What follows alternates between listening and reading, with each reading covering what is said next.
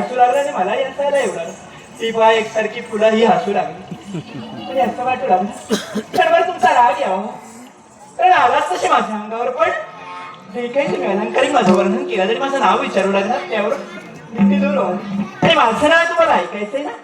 माझं नाव नंदिनी. पण आपण कोण आहात?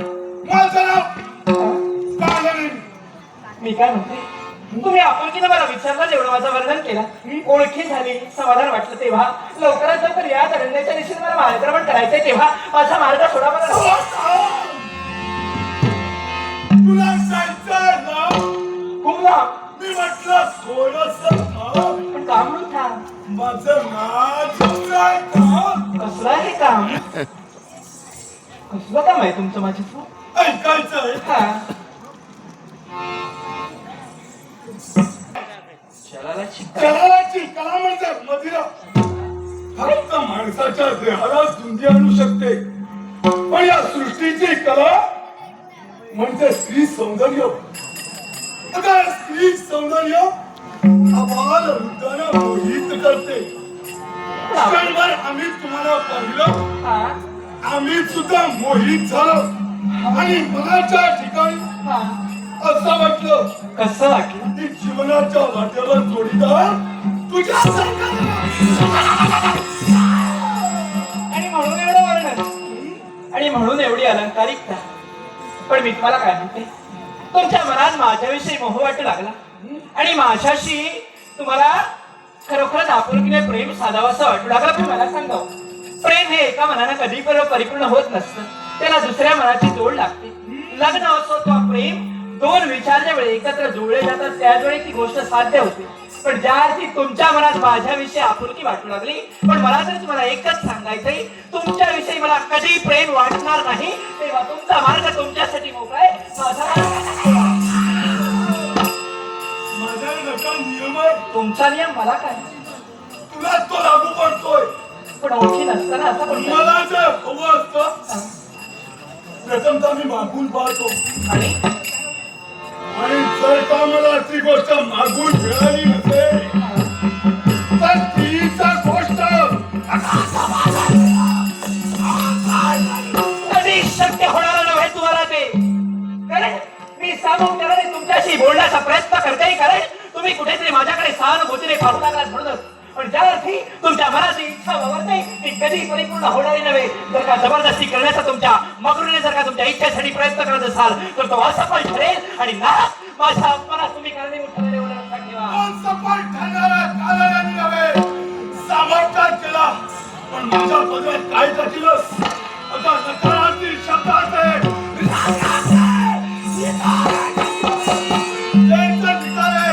स्वतःच्या काठीची बांधून माघारी जाईल असं कदाचित तुला वाटत असेल. कधी लक्षात ठेवा, तुम्ही किती जरी प्रयत्न करण्यासाठी आतुर झालेला असाल आणि जर का माझी प्राप्ती करण्यासाठी जर का हवापलेले असाल आणि माझ्यावर जबरदस्ती करण्यासाठी जर का तुम्ही तत्पर असाल तर ही तुमची अदमकृती एका स्त्रीला शौर्य सामर्थ्य निर्माण करून अडून पडण्यासाठी ती तत्पर असेल. लग्नाच्या मुखात सापडलेल्या हरणीनं जगण्याचा प्रयत्न करू नये, कारण जी हरणी समाप्ती आहे आज ती पावसा आणि उद्या क्षणासाठी हरिणी राहता वादी विचार तुम्ही एवढ्या काउंटाचा खरा असाल तर या उन्माचा प्राण घडण्यासाठी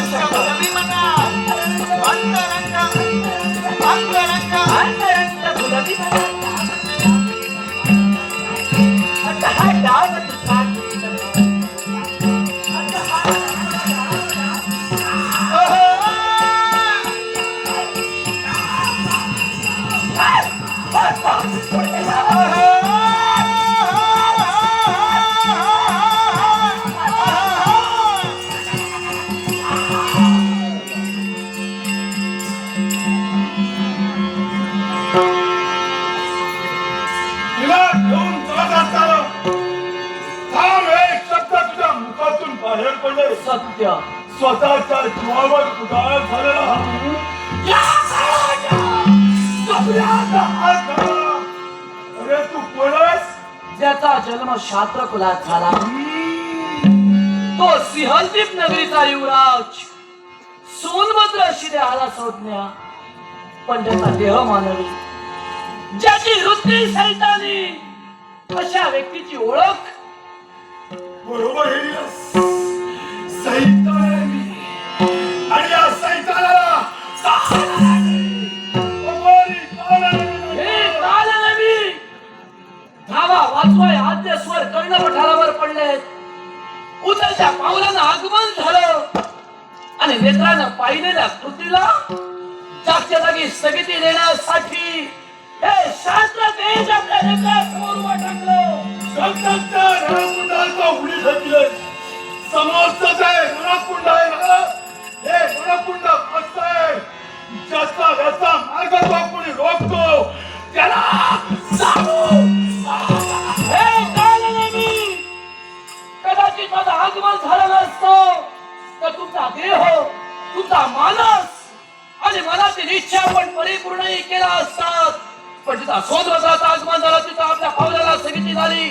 तिथं आपली इच्छा कधी समोरणारी नव्हे. अरे तू काय वाटतंय तो जरी हलावत आहे तरी माझा ध्येय काढताना चला. तो माझ्या मार्गात पर्वत म्हणून उभा आहे त्याची वाट दोन बद्ध वक्तव्याचा भोगता नव्हे तर मूर्तिमंतचा शास्ता षष्टमृती षष्टम जैसा तू मदती वैसा मी तुझी. मग मलाही बघायचंय तुझ्या जीवनात. अरे असं वादळ उठणार की तुझे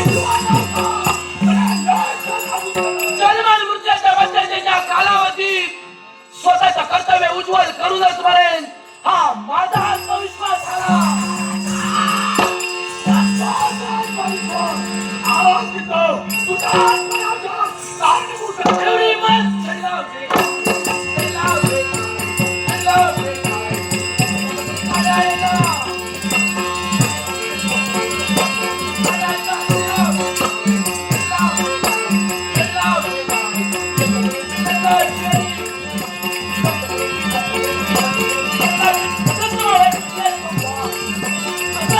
भक्त माया भक्त माया